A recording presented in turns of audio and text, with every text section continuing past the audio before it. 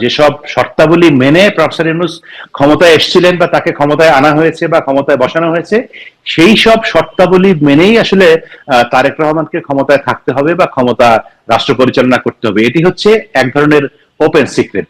প্রধানমন্ত্রী তথ্য বিষয়ক উপদেষ্টা মিস্টার জাহিদ সাহেব তিনি বললেন যে শেখ হাসিনার বক্তব্য প্রচারে নিষেধাজ্ঞা আছে, গণমাধ্যমগুলোকে আরো সতর্ক করতে হবে, এক ধরনের অ্যালার্মই তিনি দিলেন। আমার প্রশ্ন হচ্ছে, হুমকি, হুমকি, থ্রেট। আচ্ছা, হুমকি, হ্যাঁ, সেটিকে আপনি কিভাবে দেখছেন? যখন আমরা বলি জুলাইয়ের শেষ দিকে বা আগস্টের শুরুতে গত 2024 সালে, তখনও তো কারফিউ ছিল, তখনও পুলিশ ছিল, তখনও সরকার ছিল, তো তার মধ্যেও তো মানুষ রাস্তায় নেমেছে। আপনার আমার মতো মানুষও রাস্তায় নেমেছে, তাই না? আমাদের বাচ্চারা রাস্তায় নেমেছে। তো চিরকাল তো পরিস্থিতি একরকম থাকে না। আপনি কেন ধরে নিচ্ছেন যে এখনো 5ই আগস্ট, এখনো 24 জুলাই বাংলাদেশে বিরাজ করছে? তা তো না। যত সময় যায়, সময় তো পরিবর্তনশীল। সময়ের পরিবর্তনের সঙ্গে কোথায় কি হবে, এক তারেক রহমানের কথাই বলছিলাম, যে তারেক রহমানের বক্তব্য প্রচার করাই বাংলাদেশের সাংবাদিকদের জন্য, গণমাধ্যমের জন্য নিষেধ ছিল, নিষেধাজ্ঞা দেওয়া ছিল। কিন্তু আজকে তিনি বাংলাদেশের প্রধানমন্ত্রী, সময় পরিবর্তন হয়েছে না? তো কালকে কি হবে সেটি আপনি এখন কি করে বলছেন? আপনি, হ্যাঁ, আপনি পারেন, আপনি এনফোর্স করতে পারেন যে আমি ওদেরকে নামতে দিব না, অমুক করতে দিব না, তমুক করতে দিব না, কিন্তু কতদিন? সবকিছুর তো একটা একটা সীমা আছে নিশ্চয়ই, তাই না? অন্তর্বর্তী সরকারের সাবেক প্রধান উপদেষ্টা থেকে শুরু করে কোন উপদেষ্টার বিরুদ্ধেই বর্তমান বিএনপি সরকার কোন ধরনের ব্যবস্থা নিল না, অসংখ্য অভিযোগ থাকা সত্ত্বেও। কিন্তু আমরা হঠাৎ করে দেখতে পেলাম দুদিন আগেই সম্ভবত আমাদের স্বরাষ্ট্রমন্ত্রী সালাউদ্দিন সাহেব তিনি সংসদে দাবি করলেন প্রধানমন্ত্রীর উদ্দেশ্যে যেন অন্তর্বর্তী সরকারের সব উপদেষ্টার বিরুদ্ধে দুর্নীতি বিষয়ক তদন্তের ব্যবস্থা করা হয়। আমরা একই সঙ্গে দেখলাম যে ঝালকাঠির একজন এমপি, বিএনপি দলীয় সংসদ সদস্য রফিকুল ইসলাম জামাল, তিনি হঠাৎ করে জামাতের রাজনীতি বন্ধের দাবি জানালেন। আবার বিপরীতে আমরা দেখতে পাই যে বিভিন্ন ইস্যুতে তারা সোনায় সোহাগা, ঐকমত্যের জায়গা থাকে। হঠাৎ হঠাৎ করে এই ধরনের দাবি তোলার কারণ কি? দুর্নীতি তদন্ত অন্তর্বর্তী সরকারের বা জামাতের রাজনীতি বন্ধের বিষয়? আপনি শেষে যেই কথাটি বলেছেন সেটাই হচ্ছে আমার বিবেচনায় মূল কথা, যে এরা আসলে, জামাত এবং বিএনপি কখনোই আলাদা কোনো সত্তা না। জামাত বিএনপি একই সত্তা বাংলাদেশের রাজনীতিতে।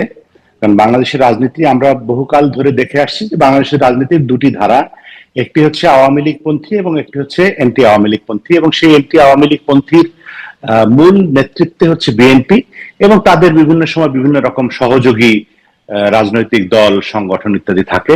জামায়াত ইসলামীও সেরকমই একটি সহযোগী সংগঠন। সময়ের প্রয়োজনে বা বাস্তবতার নিরিখে এসে এখন জামায়াত বিএনপির অপোজিশন, মানে সংসদে বিএনপির বিরুদ্ধে বিরোধী দল হিসেবে ভূমিকা পালন করছে। কিন্তু আমি মনে প্রাণে বিশ্বাস করি বা মানি যে যদি আবার আগামীতে কখনো এরকম বাস্তবতার তৈরি হয় যে আওয়ামী লীগ রাজপথের রাজনীতিতে ফেরত আসছে, তাদের উপর থেকে নিষেধাজ্ঞা প্রত্যাহার হয়েছে, বা আওয়ামী লীগ বিএনপি একটা মুখোমুখি অবস্থানে চলে গেছে রাজনীতিতে, তখন কিন্তু জামায়াত অবশ্যই বিএনপির সঙ্গেই যুক্ত হবে, বিএনপির রাজনীতির ধারার সঙ্গেই যুক্ত হবে, এবং অ্যান্টি আওয়ামী বা আওয়ামী বিরোধী যে সত্তা রাজনীতির, সেখানেই তাদের মূল শক্তি। তারা সত্যি সত্যি জামায়াতের রাজনীতি নিষিদ্ধও চায় না বা জামায়াতের বিপক্ষে অবস্থানও তাদের না। এই হলো বর্তমান।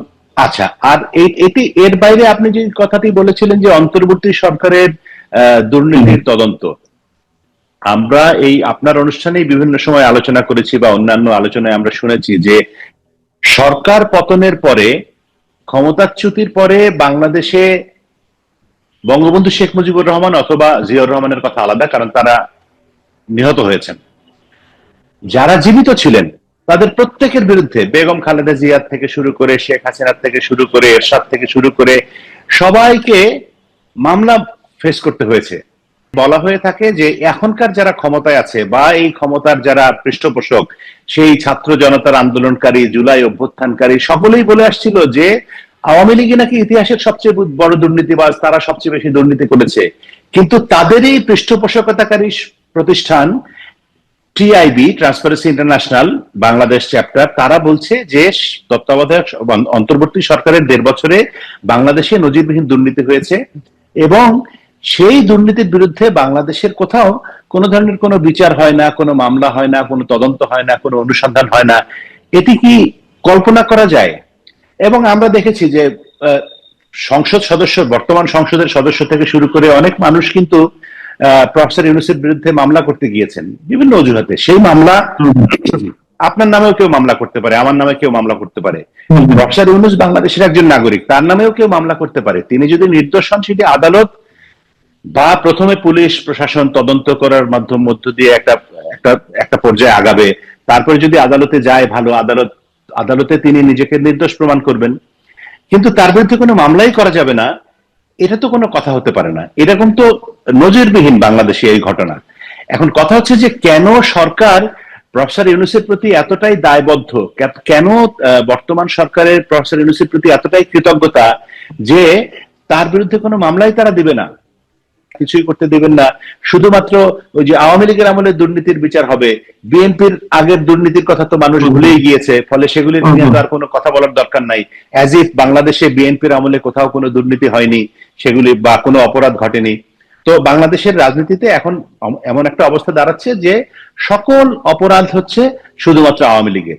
তো আওয়ামী লীগ নিশ্চয়ই প্রত্যেকটা রাজনৈতিক দল ক্ষমতায় থাকলে অনেক অপকর্ম করে, এবং সেগুলোর প্রত্যেকটিরই তদন্ত হওয়া, বিচার হওয়া মানুষের দাবি। মানুষ, তত্ত্বাবধায়ক সরকারের একজন উপদেষ্টা চিকিৎসার জন্য যে যে পরিমাণ টাকা নিয়েছেন, সেই টাকা তো একটা মানুষের সারা জীবনের চিকিৎসার জন্য লাগার কথা না।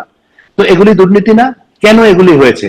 একজন চা খাওয়ার জন্য, নাস্তা খাওয়ার জন্য, আপ্যায়ন খাওয়ার জন্য ওই যে গণভবনকে কি বানিয়েছে, চিড়িয়াখানা নাকি, জুলাই চিড়িয়াখানা না জুলাই জাদুঘর, সেখানে নাস্তা খাওয়ার বিল হচ্ছে কত লক্ষ টাকা। এগুলো কত কোটি টাকা। এগুলি হাস্যকর না? এগুলি তদন্ত হওয়া উচিত না? তাহলে ডক্টর ইউনূস সরকারের বিরুদ্ধে কোনো ধরনের কোনো ব্যবস্থা নেওয়া হচ্ছে না কেন, অসংখ্য অভিযোগ থাকা সত্ত্বেও? দুই হচ্ছে, সালাউদ্দিন আহমেদ সাহেব স্বরাষ্ট্রমন্ত্রী যেটি সংসদে দাবি করলেন অন্তর্বর্তী সরকারের উপদেষ্টাদের বিরুদ্ধে বা সংশ্লিষ্টদের বিরুদ্ধে দুর্নীতির তদন্তে, সেটি কি কেবলমাত্র শো অফ? মানুষ তো মনে করে যে আসলে প্রফেসর ইউনূসের সরকার মূলত চালাতো তো জামায়াতেরই সরকার ছিল এটি। প্রফেসর ইউনূস তো সামনের একজন পুতুল হিসেবে ছিলেন, কিন্তু ওই সরকারের মূল চালিকা শক্তি ছিল জামায়াতে ইসলামী, এবং তাদের সঙ্গে ছিল এখনকার যেটা এনসিপি বা আমাদের শিশু কিশোরদের যে দল, তারা। তো সেইখানে তারা এখন সংসদে বিরোধী দল আছে, বিরোধী দলের অংশীদার হিসেবে এনসিপি আছে। তাদেরকে এক ধরনের চাপে রাখার জন্য সালাউদ্দিন সাহেব এই কথা বলে থাকতে পারেন বলে আমার ধারণা। কিন্তু প্রকৃতপক্ষে সত্যি সত্যি বিএনপির সরকার প্রফেসর ইউনূসের অন্তর্বর্তী সরকারের আমলের দুর্নীতির বিচার চায় এবং সেই বিচার করবে, এটি আমার কাছে বিশ্বাসযোগ্য মনে হয় না। ওই রাজনীতির কৌশলের কারণে হয়তো সালাউদ্দিন সাহেব সংসদে এই কথা বলেছেন বলে আমার ব্যক্তিগত ধারণা। কারণটি কি, যদি তদন্ত বা দুর্নীতির কোনো বিষয়ে তারা কোনো ধরনের ব্যবস্থা না নেয় বা একেবারেই সহজ সেফ এক্সিট সবাই পেয়ে যান বা দিতে চান, কারণ আসলে কি?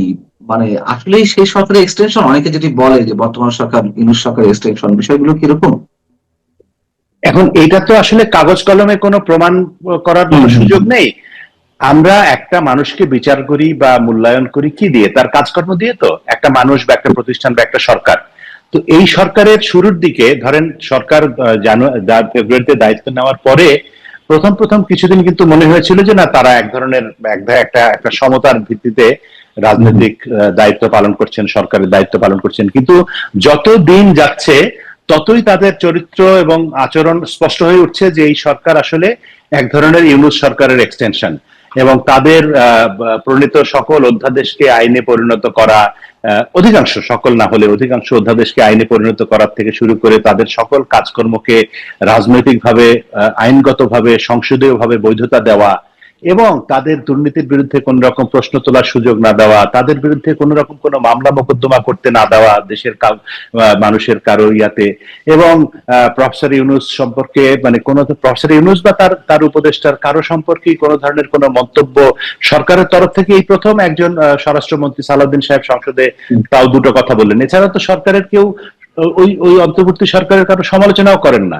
এই যে এত বড় ঘটনা ঘটে গেল যে অন্তর্বর্তী সরকারের আমলে সবচেয়ে বেশি দুর্নীতির ঘটনা ঘটেছে বাংলাদেশের 1.5 বছরে, এটি নিয়ে তো সংসদে তুমুল আলোচনা বিতর্ক হওয়ার কথা ছিল।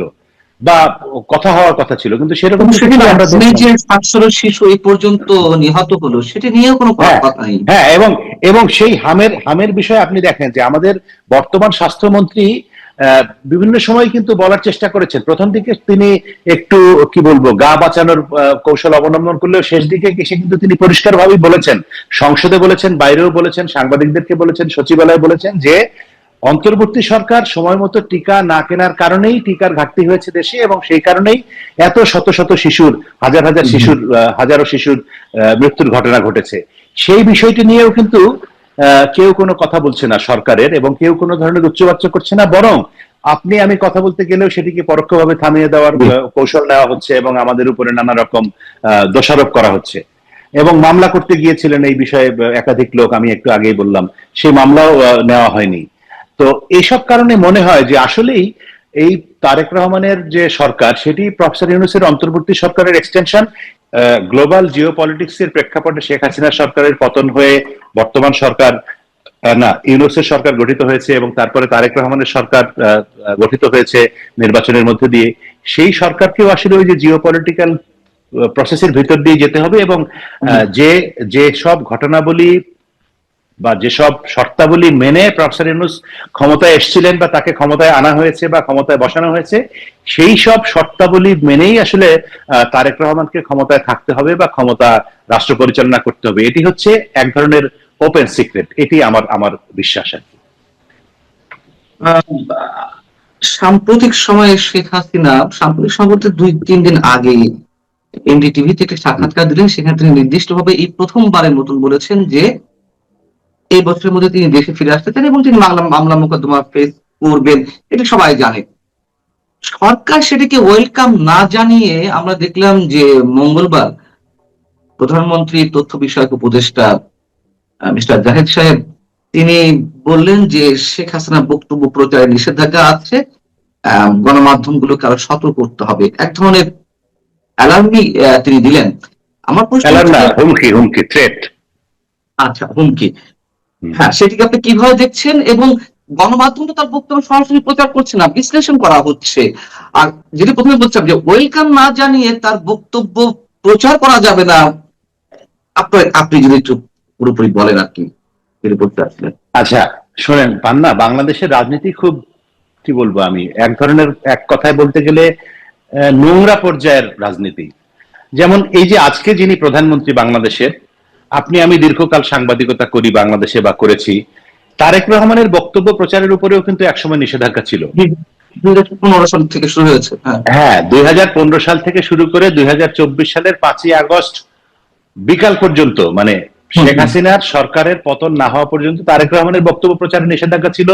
তিনি কোনো সভা সমাবেশে গেলে, সেটি লন্ডনে হোক বা পৃথিবীর যেখানেই হোক, সেই বক্তব্য, সেই ছবি প্রচার করা যাবে না। এমনকি ফেসবুক, ইউটিউবেও কেউ তার বক্তব্য প্রচার করলে তার বিরুদ্ধেও ব্যবস্থা নেওয়ার নজির বাংলাদেশে আছে। তো এটি তো খুবই একটি ব্যাড কালচার, একটা খারাপ উদাহরণ, খারাপ দৃষ্টান্ত, খারাপ সংস্কৃতি রাজনীতির। এবং সেই শেখ হাসিনার সরকারের সেই খারাপ দৃষ্টান্তটি হুবহু কপি করেছে বর্তমান সরকার। এখন তারা বলছে যে শেখ হাসিনার বক্তব্য প্রচার করা যাবে না। আচ্ছা, ঠিক আছে, শেখ হাসিনার বক্তব্য বাংলাদেশের জাতীয় গণমাধ্যমে প্রচার না করলে দেশের মানুষ জানতে পারবে না যে উনি কি বলছেন না বলছেন। এইটা কোন দুনিয়াতে আমরা বাস করি? শেখ হাসিনা সরকারের আমলে তারেক রহমানের বক্তব্য প্রচার নিষেধাজ্ঞা দিয়ে তারা কি তারেক রহমানের কথাবার্তা শোনার থেকে দেশের মানুষকে বিরত রাখতে পেরেছিলেন? তারেক রহমান আমরা প্রতিবাদ করেছিলাম হ্যাঁ, যে এটি কোনোভাবেই গণতান্ত্রিক ইয়ে না, না, না, না, আমরা বলেছি, কিন্তু আমরা তো টেলিভিশনে তারেক রহমানের বক্তব্য প্রচার করতে পারিনি, কারণ আইনগতভাবে আদালত থেকে। শেখ হাসিনার বক্তব্য প্রচার হচ্ছে না তো। হ্যাঁ, এখন কোথাও হচ্ছে না, কিন্তু তাই বলে কি শেখ হাসিনা কি বলছেন, কবে কি বলছেন, কবে কাকে কোথায় কি নির্দেশ দিচ্ছেন, কি অনুরোধ করছেন বা কি ঘোষণা দিচ্ছেন, সবই তো মানুষ জানতে পারছে। তাহলে এই যে একটা লোক দেখানো হাস্যকর নিষেধাজ্ঞা, এই নিষেধাজ্ঞার তো কোনো মানে হয় না। আর জাহেদ সাহেব উপদেষ্টা প্রধানমন্ত্রী, তিনি বলেছেন যে যেহেতু শেখ হাসিনার বক্তব্য প্রচারে নিষেধাজ্ঞা আছে, সেজন্য তিনি ওই বিষয়ে কোনো কথা বলবেন না। তো এটা তো খুবই মানে চরম হাস্যকর একটা বিষয়। শেখ হাসিনা বলেছেন তিনি দেশে আসবেন, তিনি বাংলাদেশের নাগরিক, তিনি বাংলাদেশের প্রধানমন্ত্রী ছিলেন কি ছিলেন না সেটি বড় কথা না। বাংলাদেশের একজন নাগরিক যদি বাংলাদেশে আসতে চান, বিদেশে থাকা অবস্থায়, তাকে তো আটকানোর কোনো উপায় নেই। তাকে আটকানোর উপায় হচ্ছে যে তিনি যদি অপরাধী হন, তিনি যদি মামলার আসামি হন, তিনি যদি দণ্ডিত হন, তাহলে দেশে আসার পরে তার সেই আইনগত ব্যবস্থা তার বিরুদ্ধে নেওয়া যাবে, তাকে আইনের আওতায় এনে তাকে বিচারের মুখোমুখি করা যাবে, তাকে কারাগারে নেওয়া যাবে। কিন্তু দেশে আসতে পারবেন না, এটা তো হতে পারে না। ফলে আমি মনে করি যে শেখ হাসিনা যদি দেশে আসার ঘোষণা দিয়ে থাকেন এবং তিনি আসতে চান, তাহলে তিনি অবশ্যই আসবেন। তাকে আটকানোর তো ক্ষমতা সরকারের নেই। সরকারের এই বিচারিতা কেমন? একদিকে বলছে ভারত সরকারের উদ্দেশ্যে বারবার নোট পাঠাচ্ছে, নানান ধরনের নোট পাঠাচ্ছে, আবেদন জানাচ্ছে, অনুরোধ করছে শেখ হাসিনাকে ফেরত দেওয়া হোক। সেই আসামি, আমরা যদি আইনের দৃষ্টিতেই বলি যে হত্যা মামলা আসামি বা দণ্ডপ্রাপ্ত আসামি, তিনি যখন নিজে ফিরে আসতে চাইছেন, তো সরকার স্বাভাবিকভাবেই তো ওয়েলকাম জানাবে, হ্যাঁ আসুন। আচ্ছা, সরকার কেন এখান থেকে আপনার মনে আছে, আপনার নিশ্চয়ই মনে আছে, বা দর্শকদের মনে থাকার কথা, যে অন্তর্বর্তী সরকারের পররাষ্ট্র উপদেষ্টা তৌহিদ সাহেব কিছুদিন আগে একটা সাক্ষাৎকার দিয়েছিলেন একটা টেলিভিশনে, এবং সেখানে কিন্তু তিনি পরিষ্কার বলেছেন যে শেখ হাসিনাকে ফেরত চাওয়ার ব্যাপারে তারা যেসব কথাবার্তা বলেছেন তার অধিকাংশই ছিল ভেগ, মানে আনুষ্ঠানিকভাবে কোনো ফেরত চাওয়ার সুযোগ এখনো পর্যন্ত বাংলাদেশ জানায়নি। কিছু চিঠিপত্র তারা দিয়েছে লোক দেখানোর জন্য, এবং সেই চিঠিপত্র কোথায় পড়ে আছে তার কোনো খবর নাই। ভারত এই বিষয়ে কর্ণপাতই করেনি। এখন সরকার চায় কি, আমি আমি এই সরকারের আলোচনায় যদি আসি, তারা কি চায়? তারা একটা মানুষের কাছে একটা পপুলাস আলোচনা চায়, যে একটা দেখাতে চায় যে হ্যাঁ, আমরা শেখ হাসিনা আমাদের দেশের বিরাট অপরাধী এবং তিনি ভারতে পলাতক, অ্যাজ ইফ শেখ হাসিনা ভারতে পালিয়ে গিয়েছেন। রাষ্ট্রীয় পৃষ্ঠপোষকতায় তাকে রাষ্ট্রীয় প্লেনে করে ভারতে রেখে আসা হলো, এবং সামরিক বাহিনীর তত্ত্বাবধানে সামরিক আরো লোকজন তার সঙ্গে ছিলেন। তো সেখানে এটিকে তো পালানো বলারই সুযোগ নেই, তাকে বরং ওখানে রেখে আসা হয়েছে, এটি এটি বলা যেতে পারে। বা তাকে জোর করে না হোক, যেভাবেই হোক বাইরে পাঠিয়ে দেওয়া হয়েছে। পলাতক তো অন্য জিনিস, সেই বিতর্কে আমি নাই বা গেলাম। তিনি যেভাবেই হোক ভারতে আছেন, এবং তিনি যদি ভারত থেকে বাংলাদেশে আসতে চান তিনি আসবেন, এবং এসে তিনি যদি মামলা মোকদ্দমা মোকাবেলা করতে চান করবেন। আমরা দেখেছি অতীতে যে বিভিন্ন, এরশাদ সাহেব কারাগারে ছিলেন সরকার পতনের পরে, এরশাদ সরকারের পতনের পরে, বেগম খালেদা জিয়া কারাগারে ছিলেন একাধিকবার। তো শেখ হাসিনা কারাগারে আগেও ছিলেন, ভবিষ্যতে থাকবেন, সমস্যা কি? তিনি মামলা মোকাবেলা করবেন। সেখানে এই সরকারের তো ভয় পাওয়ার কিছু নাই। আমার কাছে যেটি মনে হয় যে শেখ হাসিনা দেশে আসবে, এটি এটি তারা নিয়ে আসছে, আমরা বন্দি করে নিয়ে আসলাম তাকে হাতকড়া পরিয়ে, সেটা একরকম বিষয়। আর শেখ হাসিনা বীর দর্পে ঘোষণা দিয়ে আসবেন অমুক তারিখে, তারপরে সেদিন ঢাকা শহরে লক্ষ লক্ষ লোকের সমাগম হবে, একটা বিরাট ভয়ঙ্কর ব্যাপার হবে, এই ঝুঁকি সরকার নিতে চাচ্ছে না। শেখ হাসিনার ঘোষণা যেদিন যদি এরকম হয় যে শেখ হাসিনা অমুক তারিখে দেশে আসবেন, তার 2 দিন আগে বাংলাদেশের সকল পরিবহন ইউনিয়নের নেতারা কঠিন ধর্মঘট ডাকবে, খেয়াঘাটের মাঝিরা ধর্মঘট ডাকবে, তারপরে ট্রেনের চালকরাও ধর্মঘট ডাকবে, কি জানি আমি জানি না, অন্য রিক্সা চালকরাও ধর্মঘট ডাকতে পারে, সেরকম ধর্মঘট থাকবে। রাস্তায় সেনাবাহিনী, পুলিশ, বিডিআর, বিজিবি থেকে শুরু করে আনসার যা যা আছে সব নেমে যাবে, তাতে কোনো সন্দেহ নেই। কিন্তু শোনেন, যদি সত্যি সত্যি আওয়ামী লীগের তো বাংলাদেশে বিরাট একটা বড় অঙ্কের মানুষের সমর্থন আছে আওয়ামী লীগের প্রতি, এবং সেই অংশের মানুষের যদি একটা অর্ধেকও কোনো কারণে রাস্তায় নেমে আসে 5ই আগস্টে বা জুলাই আন্দোলনের কথা যখন আমরা বলি, জুলাইয়ের শেষ দিকে বা আগস্টের শুরুতে গত 2024 সালে, তখনও তো কারফিউ ছিল, তখনও পুলিশ ছিল, তখনও সরকার ছিল।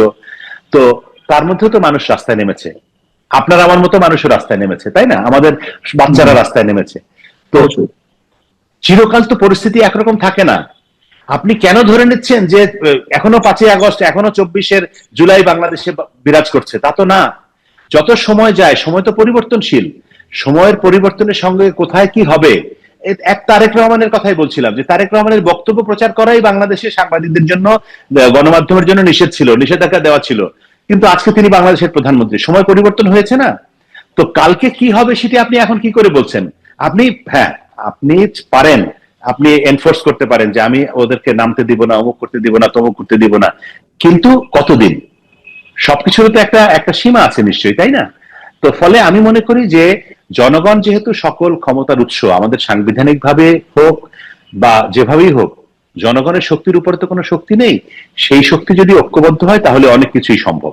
সেখানে শেখ হাসিনার দেশে আসা কিংবা অন্য যে কোনো ঘটনা, খুব অসম্ভব কিছু না। এই তারেক রহমানের সবচেয়ে উদাহরণ তো সবচেয়ে বড় উদাহরণ, যে যিনি বাংলাদেশে যার নাম উচ্চারণ করা নিষিদ্ধ ছিল তিনি আজকে বাংলাদেশের প্রধানমন্ত্রী। তো এই দেশে কি না ঘটতে পারে। ধন্যবাদ।